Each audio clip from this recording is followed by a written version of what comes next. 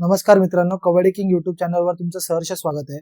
आज आपल्या सोबत पालघर जिल्ह्याचा नॅशनल खेळाडू प्रतीक संजय जाधव आहेत. तर आपण त्यांचा कबड्डीचा प्रवास कसा सुरू झाला आणि या क्षेत्रात ते कसे आले तर आपण जाणून घेऊया त्यांच्या पुढील शब्दांमध्ये. तर प्रतीक, तुझी कबड्डीची सुरुवात कशी झाली आणि तू या क्षेत्रामध्ये कसा आलास? कबड्डीची सुरुवात ही चौथीलाच झालेली, शारदा विद्यालय शाळेतनं.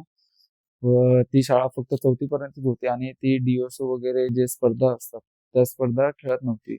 आणि त्याच्यानंतर मी 5वीला अण्णासाहेब वर्ते स्मारक विद्या मंदिर या शाळेत गेलो आणि त्या शाळेत गेल्यानंतर मग मला कबड्डीची तर आवड होती, पण आपल्याला सिलेक्शन व्हायचं आहे तर मग कसं काय जाणार डायरेक्ट सरांकडे. तर तेव्हा काय झालं की एक मुलगा आलेला, आफताब शेख म्हणून आहे. तर त्यांनी नाही का माझ्या मागे बसलेला मुलगा, त्या मुलाला आवाज दिला की चल तुला सरांनी बोलवलंय. पण हे मला माहिती नव्हतं की कशासाठी बोलवलंय. तर त्यावेळेस नाही का लंगडी खेळायला बोलवलेलं सरांनी. तर लंगडीचं सिलेक्शन कसं होत होतं तेव्हा की सर असे लाईनीत उभे करायचे 5 खेळाडू जे लंगडी खेळणार आहेत. त्यांनी नाही का रनिंग करायची लंगडीमध्ये आणि रिटर्न यायचं. जो फर्स्ट सेकंड यायचा त्यांनाच घ्यायचं.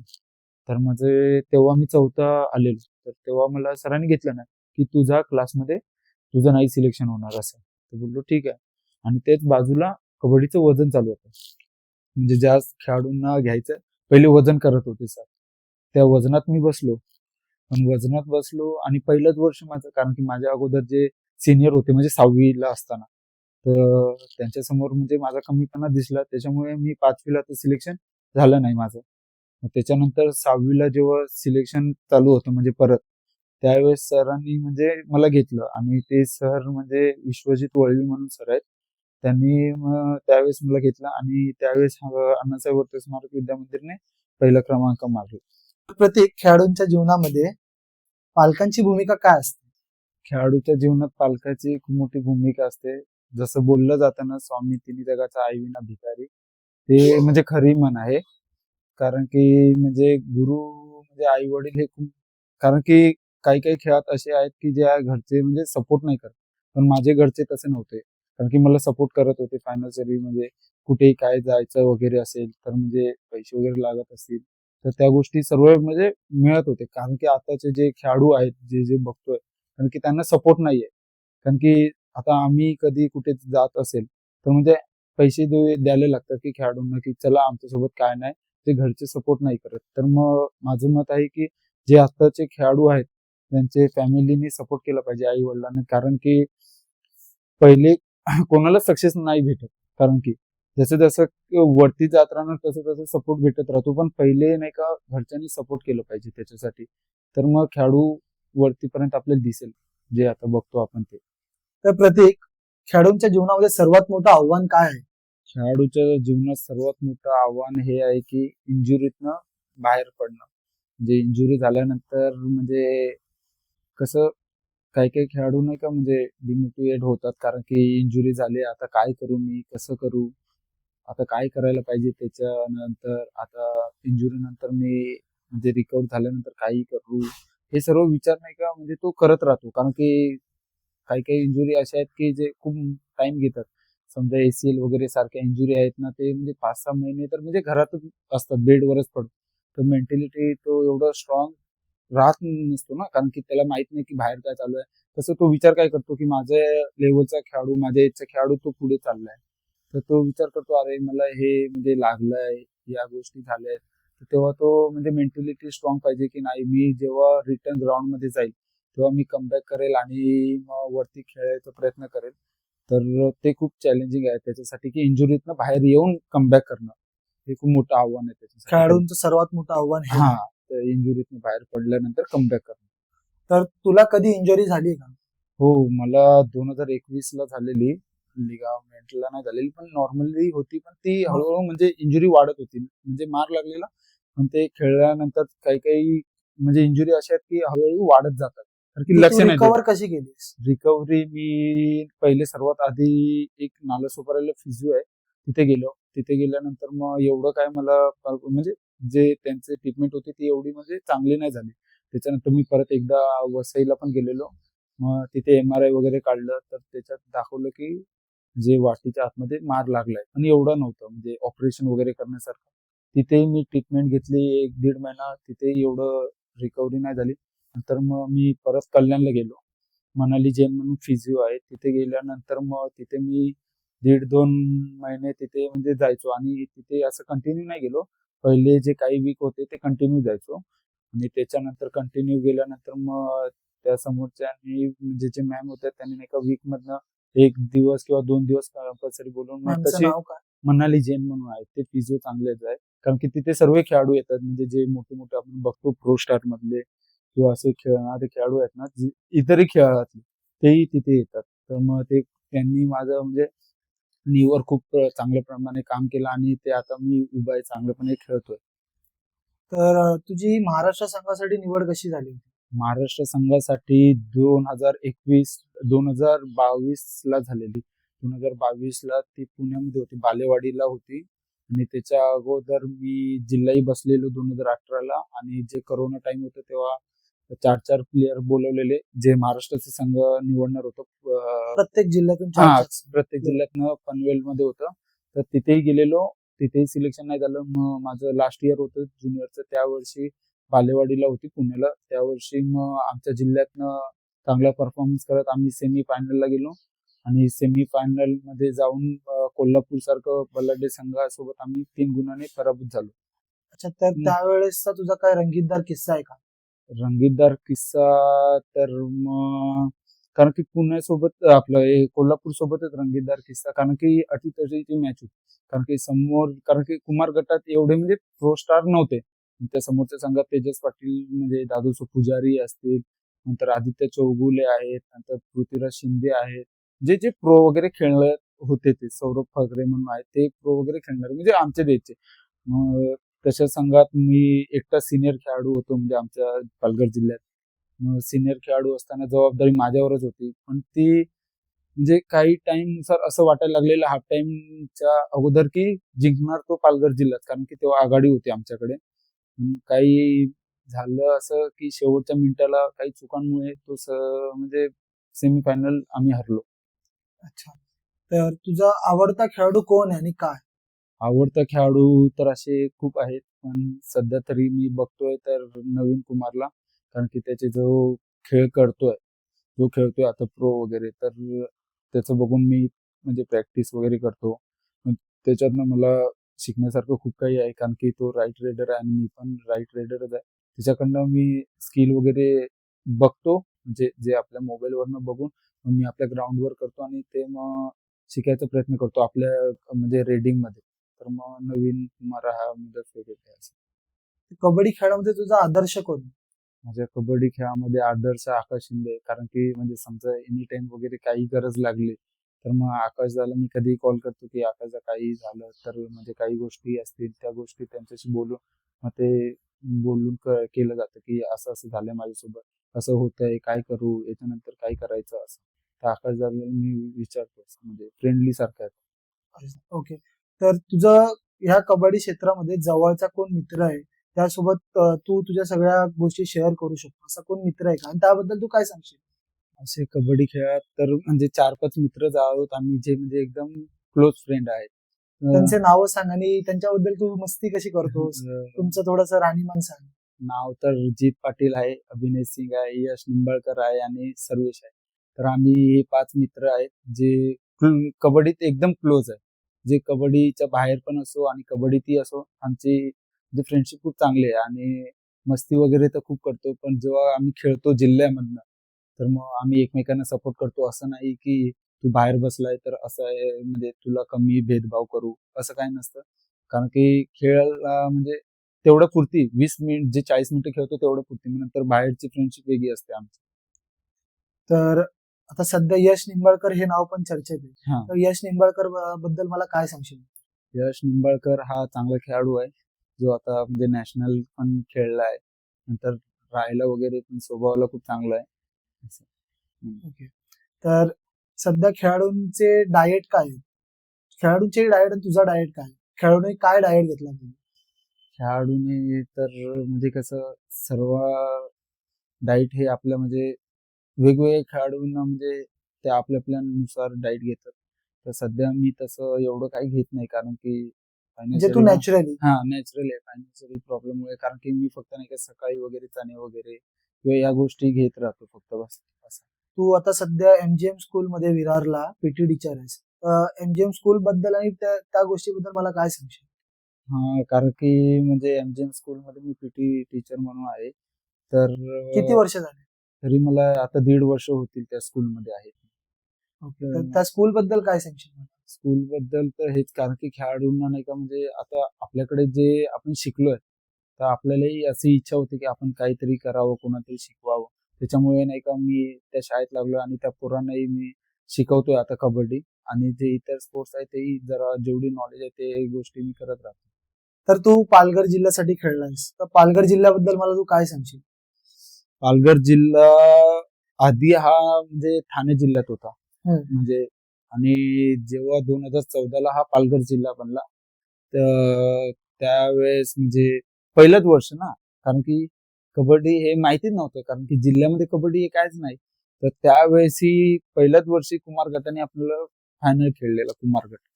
तर कमी वर्षात म्हणजे आता 10-12 वर्ष झाले असतील जिल्ह्याला होऊन, आणि या कमी वर्षात एवढं नाव उंचावलं आहे ना पालघर जिल्ह्याने, की महाराष्ट्राच्या कबड्डी असोसिएशन मध्ये रँकिंगला 5 मध्ये येतो. कारण की म्हणजे एवढ्या कमी वर्षात एवढं नाव करणं खूप मुश्किल आहे, आणि ते पालघर जिल्हा करतोय, आणि त्याला सपोर्ट आम्हीही करतो. म्हणजे तर तू जॉब करून कबड्डी कशी मॅनेज करतोस? जॉब करून मी जॉबला आहे एमजीएम स्कूलला, आधीच तर बोललोय, कारण तो जॉब आहे सकाळीचा आहे, आणि माझी प्रॅक्टिस ही संध्याकाळची होते, म्हणजे संध्याकाळी 5-6ला, आणि जॉबवरनं मी सुटतो 1 वाजेपर्यंत असतात. आणि काही काही वेळा म्हणजे मॅच वगैरे असतात, जसे ऑल इंडिया टूर असतात, किंवा नंतर नाही का युनिव्हर्सिटी जिल्ह्याचे मॅच असतात, त्यावेळेस मग सुट्टी घ्यायला लागतं. तर म्हणजे जॉब करणं खूप इम्पॉर्टंट आहे त्याच्यासाठी. जॉब पण आणि एका साईडला कबड्डी, हे दोन्ही बाजू मी निवडली आहे. तर मग दोन्ही बाजू हँडल करणं खूप मुश्किल होतं, पण काही काही वेळा होऊन जातं. म्हणजे एखादी सपोर्ट करते शाळा की जावा, काय प्रॉब्लेम नाही होत. कधी कधी मग मॅचलाही जाता येत नाही, तेव्हा अफसोस होतं की मॅचला जाता नाही येत आहे जॉबमुळे. ते हँडल म्हणजे आता हळूहळू करतोय म्हणजे. चाललंय तुझं हा हँडलिंग करणं चाललंय. हा चाललंय अजून, म्हणजे कारण की आता जॉबला पण नवीनच लागलोय ना, त्याच्यामुळे हँडल करणं चालू आहे. ते होईल, म्हणजे दोन्ही बाजूला मी टाइम देईल पुढे फ्युचर मध्ये. ओके, तर तू श्रीराम कबड्डी संघामध्ये खेळत होतास. हो. ओके, तर तू श्रीराम कबड्डी संघाबद्दल आम्हाला काय सांगशील? श्रीराम कबड्डी संघाची स्थापना तर खूप आधी झालेली आहे, जेव्हा भारत स्वातंत्र्य पण नव्हतं झालं त्यावेळेस झालेलं आहे. 1933ला बाबाजी राम सांडेकर त्यांनी स्थापन केले, आणि तो संघ अजूनही आता म्हणजे चालू आहे. त्यावेळेसही म्हणजे मुंबई शहरमध्ये होता आधी, तर त्यावेळेसही चांगलं होतं खेळत, आणि आताही चांगलेच खेळत आहे श्रीराम कबड्डी संघ. आणि त्याच्यातही मी होतो, आणि मी त्याच्यातनं जे नॅशनल वगैरे खेळलो आहे त्या संघातनं खेळलोय, युनिव्हर्सिटी खेळलोय. आणि त्यावेळेस माझे सोबत जे माझे प्रशिक्षक होते रामचंद्र ढवण सर, ते त्यांनी माझ्यावर खूप मेहनत घेतली, त्याच्यामुळे आज मी खेळलो, एवढ्या साऱ्या गोष्टी आहेत. आणि त्यांना आता म्हणजे काही वर्ष झाले, 1-2 वर्षाच्या वरती झाले, कॅन्सर झालाय त्यांना. तर तरी ते ग्राउंडवर येतात. ते एक खूप मोठी गोष्ट आहे त्यांच्यासाठी, कारण की आधी तर काय नव्हतं, पण आता एवढं झाल्यानंतरही, वय एवढं झाल्यानंतरही ते ग्राउंडवर येतात. त्याच्यामुळे त्यांचा खूप आदर आहे. तर आता तू महाराष्ट्र कॅम्पला पण होता, सिनियर कॅम्पला. हो. तर त्यावेळेस तुझे खूप सिनियर्स होते हो. तुझ्यासोबत. हो. तर तुझ्या सिनियर्सनी तुला काय, त्यांच्याकडून तू काय अनुभव घेतलास? कारण की सीनियर तर खूप होतं, आणि मी सीनियर नॅशनलला म्हणजे पहिल्यांदाच गेलेलो. तर कॅम्पला पहिल्यांदाच गेलेलो. आणि जायचं रिझन, पहिल्यात मोठी गोष्ट ही की 2014 पासून ते 2025 पर्यंत पालघर जिल्हा हा गटाच्या बाहेर कधीच नव्हता पडलेला. आणि त्यावेळेस पालघर जिल्हा हा गटाच्या बाहेर पडलेला, आणि मी नॅशनल कॅम्पला गेलेलो. आणि त्यावेळेस नॅशनल कॅम्पला घेतलेला अनुभव म्हणजे खूप मोठा आहे, कारण की जे प्रो मध्ये खेळलेले आहेत किंवा आपल्या इंडियाच्या संघात खेळलेले आहेत, ते असले म्हणजे मोठे मोठे महारथी होते खेळाडू. नावं काय, त्यांची नावं सांग. आकाश शिंदे असतील, नंतर असलम इनामदार असतील, नंतर पंकजदा असतील, नंतर संकेतदा असेल, शंकर गदई असेल, जे खूप मोठे मोठे खेळाडू आहेत की त्यांच्याकडनं खूप काही शिकण्यासारख्या गोष्टी होत्या, त्या मी शिकलेल्या आहेत, आणि ते आता म्हणजे करतोय मी. ओके, तर असलम दादाचं तर नाव आता खूप चर्चेत आहे. तर असलम दाबद्दल मला तू काय सांगशील? असलमदाबद्दल सांगायचं तर म्हणजे खूप चांगले आहेत ते खेळाडू, शांत स्वभावाचे. आणि ते खेळाडूंना सपोर्ट मेंटॅलिटी वगैरे, म्हणजे समजा आता त्यांना काही आपली अडचण वगैरे असेल, काही बोलले किंवा काही शिकायचं वगैरे असेल, तर आपण कधी कॉल करून आपण विचारलं तर त्या गोष्टी आपल्याला सांगतात ते दादा. ओके. तर त्यावेळेस दादासो आव्हाड हे कोच होते. बरोबर. त्यांच्याबद्दल तुम्हाला थोडंफार माहिती सांग.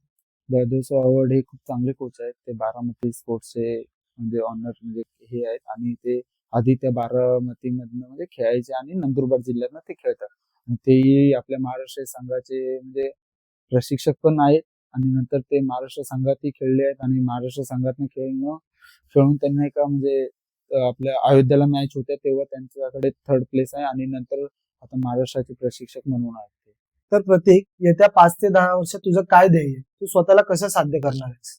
येत्या 5 ते 10 वर्षात मी म्हणजे प्रयत्न करतोय की सिनियर नॅशनल बसून आपल्या भारतीय संघासाठी म्हणजे सर्वांचं स्वप्न हे असतं, म्हणजे जे खेळात आहेत ते भारतासाठी मी खेळावं, भारतासाठी मी गोल्ड मेडल आणावं. आणि ते मी प्रयत्न करेल 5-10 वर्षात ते प्रयत्न म्हणजे, आणि महाराष्ट्रालाही गोल्ड आणून द्यायचा प्रयत्न करेल. कारण की खूप वर्ष झाले की आपल्या महाराष्ट्राला गोल्ड भेटला नाही. जेव्हा असलमदा असेल, आपला आकाशदा असेल, मयूर लास्ट गोल्ड रिशांत दादांनी आपल्याला हा मारले. त्यावेळेस मारले, जेव्हा मुंबईमध्ये होती त्यावेळेस गोल्ड आलेला. त्याच्यानंतर खूप डिफरन्स झाला. म्हणजे बघतोय तर म्हणजे 6-7-10 वर्ष तरी मॅक्सिमम झाले की आपल्याला म्हणजे गोल्ड मेडल हा आलाच नाहीये. फायनलला गेलोय, फायनलला त्याच्या आधी 2007 मध्ये गोल्ड मेडल होतं आपल्याला. हा मग तेच बोलतोय, कारण की खूप वर्षाचा डिफरन्स झाला आणि त्याच्यानंतर आपल्याला गोल्ड आलाच नाही. आणि जेव्हा असलमदा वगैरे होते तेव्हा फायनल खेळलेलो, फायनल खेळल्यावर आपल्याला म्हणजे फायनल हरलो मध्य आपण. प्रदेश संघासोबत हा वाटतं आपण हा हरलो. त्यावेळेस हरलेलो. तर मग ते प्रयत्न करेल मी पुढच्या 10 वर्षात किंवा 5 वर्षात लवकरात लवकर, की मी महाराष्ट्र संघात खेळून गोल्ड मेडल जिंकण्याचा प्रयत्न, आणि मी भारतीय संघात खेळेल त्याचा. तर ह्या आधी कधी तू तुझ्या संघाचा कॅप्टन होतास का? आणि होतास तर संघाला मॅनेज कसं केलंस? हो, मी संघाचाही कॅप्टन होतो, नंतर आपल्या जिल्ह्याचा, नंतर आपल्या मुंबई विद्यापीठ युनिव्हर्सिटीचाही कॅप्टन होतो. तर मग खेळत असताना एखाद्या खेळाडूला कॅप्टनशिप दिल्यावर प्रेशर खूप येतं. कारण की तुला स्वतःला म्हणजे खेळायचं आहे. नंतर वरनं आपल्याला म्हणजे टीम पण हँडल करायची आहे. तर ते करणं खूप मुश्किल होतं एखाद्या कॅप्टनशिपला. तर मी एवढं म्हणजे विचार नाही केलं. कारण की मी एकच विचार करायचो जेव्हा माझ्याकडे कॅप्टनशिप यायची, की मी समोरच्या टीमकडनं गुण घेऊन येईल. तर माझ्या जे 6 प्लेयर असतील, जे म्हणजे रेडर, डिफेंडर असतील, त्यांच्यावर प्रेशर नाही येणार. म्हणजे अख्खा प्रेशर मी घ्यायचो, की मी समोरच्या टीमकडनं पॉईंट घेऊन येईल. तुम्ही प्रेशर नाही घ्यायचं, तुम्ही आरामात खेळा, लोड नाही घ्यायचा. मी गुण घेऊन येत राहील, तेच फक्त तुम्ही सेव्ह करत राहायचं. त्याच्या म्हणजे कॅप्टनशिप ही खूप चांगली करायला भेटायची, कारण की कॅप्टनशिप माझ्याकडे असायची, तर मग म्हणजे जसं परफॉर्मन्स द्यायचं असेल तसं मी द्यायचो म्हणजे माझ्याकडनंच. ओके. तर आणि अजून एक सांगायचं बोललंय तर मुंबई विद्यापीठमधनं नाही का, मी जेव्हा कर्णधार होतो त्यावेळेस दुसरा क्रमांक पटकावला होता आम्ही. अ, अ, गोंदियाला होती मॅच, त्यावेळेस आम्ही दुसरा क्रमांक पटकावला होता. आणि त्याच्या अगोदर युनिव्हर्सिटीला तिसरा क्रमांक. मुंबई युनिव्हर्सिटीसाठी तू खेळलायस. हो. तुमची टीम काय होती?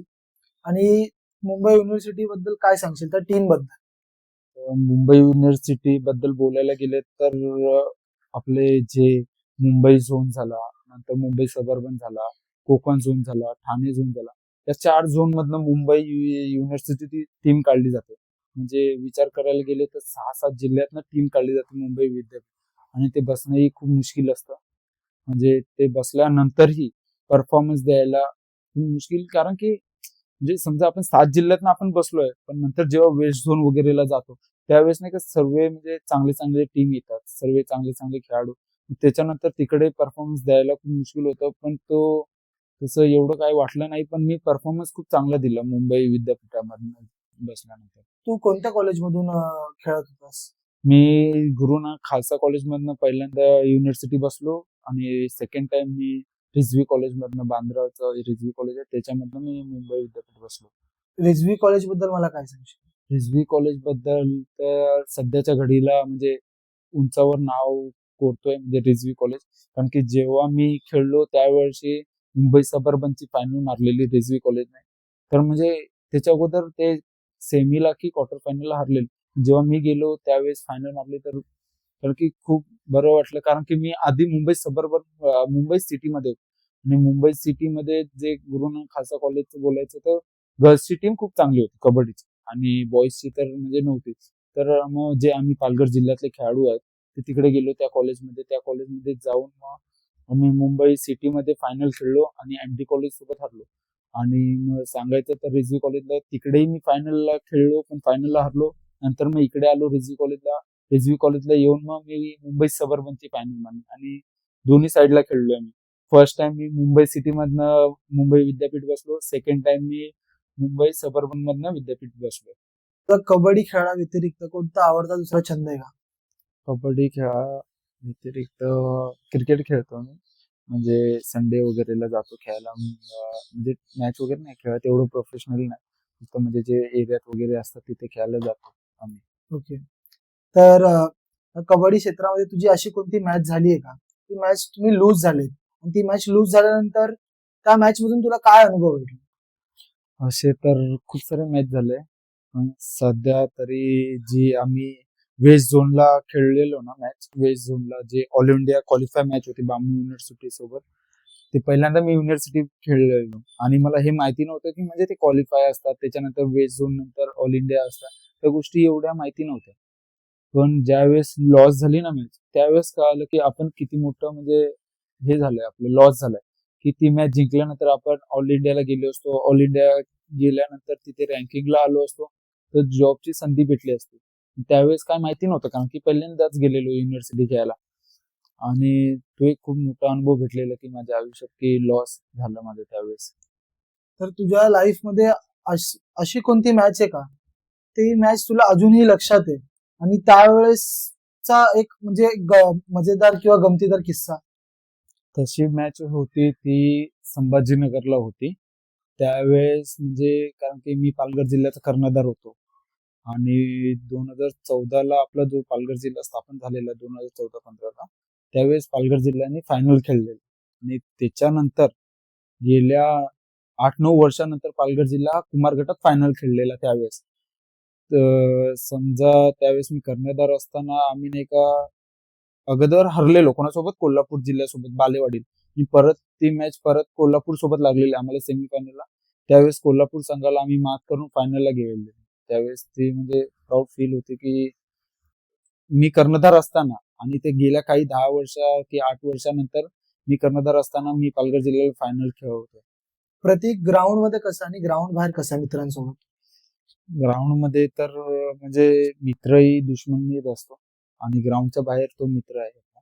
कारण की खेळताना म्हणजे कसं, किती फ्रेंड चांगला असेल तर खेळताना जे त्या नियमानुसार व त्या खेळीनुसार खेळायलाच पाहिजे. कारण की असं नाही की चल आपला मित्र आहे तर चल त्याला टॅकल देतो, किंवा चल माझा मित्र आहे तर चल मी त्याच्याकडनं आउट होतो, असं नाही करत आम्ही.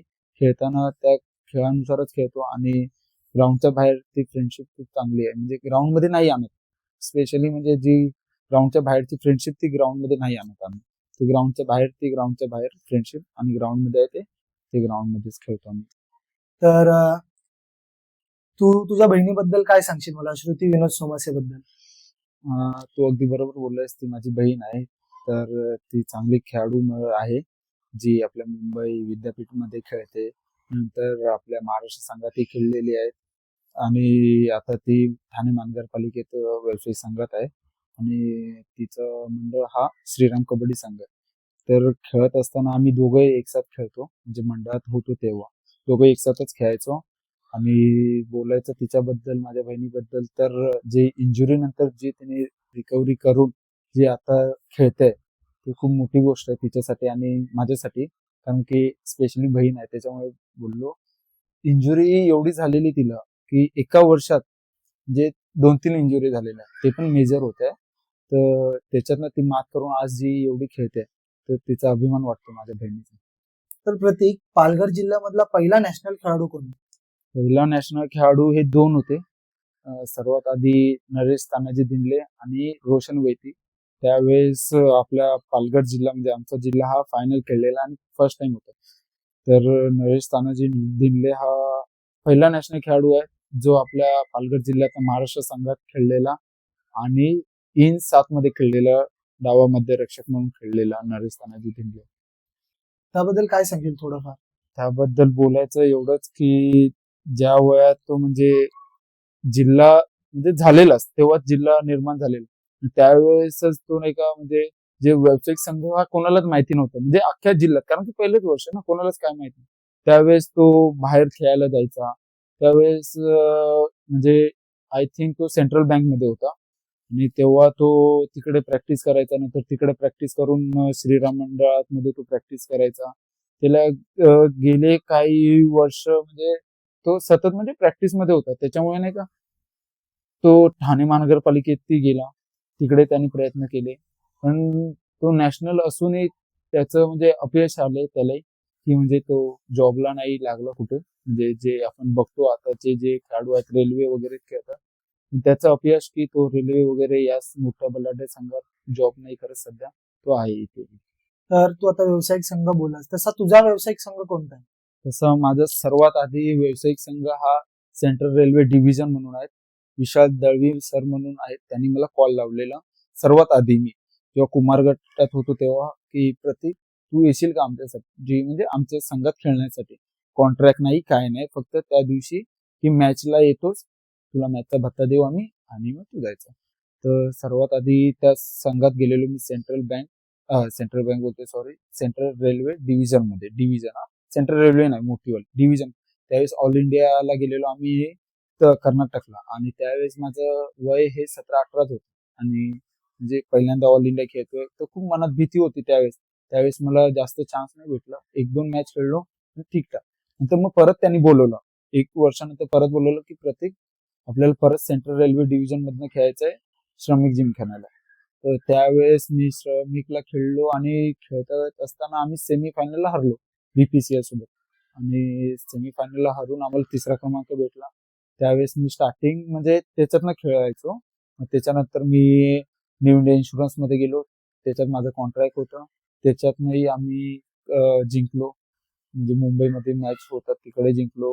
नंतर त्याच्यानंतर मी सध्या आता रिसेंट मागच्या वर्षी युनियन बँक मध्ये होतो. युनियन बँक मध्ये असताना आम्ही प्रथम क्रमांक पटकवलेलं 5 गणीला इथे असताना 51,000 फर्स्ट प्राइज होतं. त्याच्यात मी युनियन बँक मध्ये होतो. आता सध्या या सीझन मध्ये आता बघतोय की कुठे म्हणजे जायचं, ते व्यावसायिक संघात अजून ठरलं नाही आहे माझं. ओके, तर मध्ये तुम्ही सेमीफायनलला हरला होतात, त्यावेळेस पुणे संघासोबत तुझ्या एकट्याचे 23 गुण होते. हो. पण त्याही वर्षी तुझं महाराष्ट्र संघामध्ये सिलेक्शन झालं नाही. तर त्यावेळेस तुला काय वाटलं? तुझं म्हणजे आतून तू एकदम तुटला असेल, तर त्याबद्दल तू आम्हाला काय सांगशील? त्या वर्षी बोलायचं हेच की तेव्हा बोललो त्यानुसार, की कारण की पालघर जिल्हा कमी वर्षात खूप उंचावर नाव केलेलं आणि त्याच्यामध्ये स्पेशली आम्ही नाही का 10 वर्षात डिफरन्स नंतर जे बलाढ्य म्हणजे सर्व म्हणजे आमचे जे पालघर जिल्ह्यातले सर्व खेळाडू प्रयत्न करून म्हणजे गटाच्या बाहेर नव्हते पडलेले. खूप प्रयत्न झाले त्याच्या अगोदर, आणि नंतर जी आमची बॅच होती, जी कुमार गटाला आम्ही खेळलेलो, फायनलला खेळलेलो, नंतर नाही का सेमी फायनल खेळलो कुमार गटाला, तीच बॅच परत वरती खेळवली आम्हाला, म्हणजे संधी दिली जिल्ह्यात. सिनियर हा, सिनियरला संधी दिली. संधी दिल्यानंतर मग त्या संधीचं आम्ही सोनं करत मग ते गटाच्या बाहेर पडलो. गटाच्या बाहेर पडून मग माझं नाव गेलेलं नॅशनल साठी, म्हणजे आपल्या कॅम्पसाठी, आणि नॅशनल कॅम्पसाठी जाऊन मग मी 4-5 वेळा नॅशनल कॅम्प केले. त्याच्यातही मग अपयश घेतलं नाही, म्हणजे महाराष्ट्र संघात घेतलं नाही. त्यावेळेस खूप डिमोटिवेट झालेलो की काय रिझन काय आहे, कारण की आपण एवढ्या वर्षानंतर आपण जे गट पार केलाय आणि क्वार्टर खेळलोय, आणि क्वार्टर खेळूनही आपलं म्हणजे महाराष्ट्र संघात खेळत नसेल तर काहीतरी कमी असेल आपल्यात, किंवा काही चुका झाल्या असतील. तू त्या कमीमध्ये आता सुधारणा केलीस? हा, आता सुधारणा चालूच आहेत, की म्हणजे काय कमी झाल्या त्या सर्व म्हणजे मॅच वगैरे बघून बघितल्या जातात की आपल्या काय चुका झाल्यात काय, तर आता प्रयत्न करतोय त्याच्यावर म्हणजे ते सुधारणा करायच्या. तू युवा सिरीज सुद्धा खेळलेला आहेस, तर तू युवा सिरीज बद्दल काय सांगशील? जेव्हा मी फर्स्ट टाइम युवा सिरीज खेळलो ना, त्या वर्षी मी तेव्हा पण इंजुरी मध्येच होतो, पायाला लागलेला मला अँकलला. त्यावेळेस मी कमीत कमी 3 या 4च मॅच खेळलो. फर्स्ट मॅच खेळलो ते चांगला परफॉर्मन्स नाही, पण जे होते कोच माझ्यावर नाही का विश्वास दाखवून परत मला पण मला एवढं परफॉर्मन्स देता नाही आलं पहिलं वर्ष. मग दुसऱ्या वर्षी मी म्हणजे चांगलं प्रॅक्टिस वगैरे करून मग परत जे रिकव्हरी वगैरे करून मी परत आलेलो. आणि त्या वर्षी आम्ही त्या मॅच मध्ये सांगायचं एवढं की एकच आम्हाला म्हणजे जे चांगली टीम वाटलेली तेव्हा कोल्हापूर. कारण की कोल्हापूरची आमची 4 वेळा भिडत झालेली कोल्हापूर संघासोबत. फर्स्ट टाइम नाही का आम्ही त्यांना हरवलं, सेकंड टाइम त्यांनी हरवलं आणि थर्ड टाइम त्यांनी एक दिवस अगोदर म्हणजे सेमीफायनल उद्या आहे ना, एक दिवस अगोदर त्यांनी आम्हाला 55 गुणांनी मात केलेली. कारण की तेव्हा मार लागलेली. त्या कारणामुळे मला बाहेर बसवलं.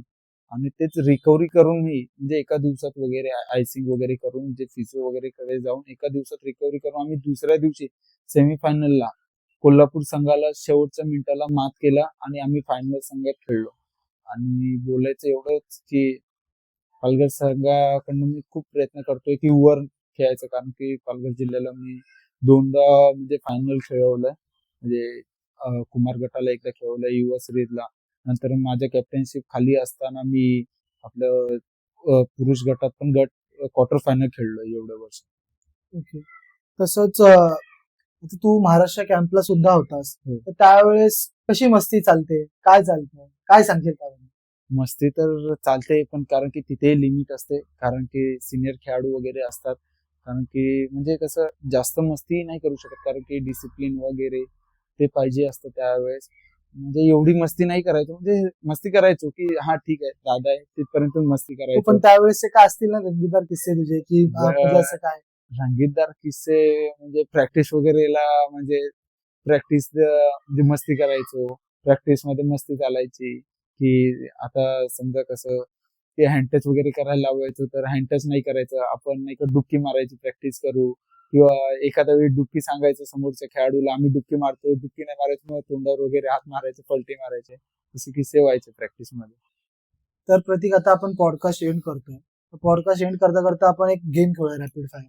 तुला काही क्वेश्चन विचारतो तर त्याचे मला आन्सर दे. ओके? ठीक आहे चालेल. तर पंकज मोहिते की तेजस पाटील? पंकज दा. आकाश शिंदे की शुभम पटेल? आकाश दा. शुभम शिंदे की साहिल राणे? शुभम शिंदे. हर्ष लाड की किरण मोरे? हर्ष लाड. मयूर कदम की वैभव गर्जे? मयूर दा. अजित पवार की शुभम बिडवाल? अजित पवार. जीत पाटील की यश निंबाळकर? जीत पाटील. अभिनय सिंह की सर्वेश फटकरे? अभिनय सिंग. योगेश राठोड की योगेश मोरसी? योगेश राठोड. आकाश रुडुले की देवेश गवळी? आकाश रुडुले. ओमकार मोरे की प्रेम मंडल? ओंकार मोरे. ओके, तर आपण आता पॉडकास्ट एंड करूच. तू मला वेळात वेळ काढून दिल्याबद्दल तुझे खरंच धन्यवाद. चॅनलला लाईक करा, शेअर करा आणि सबस्क्राईब करा. थँक्यू.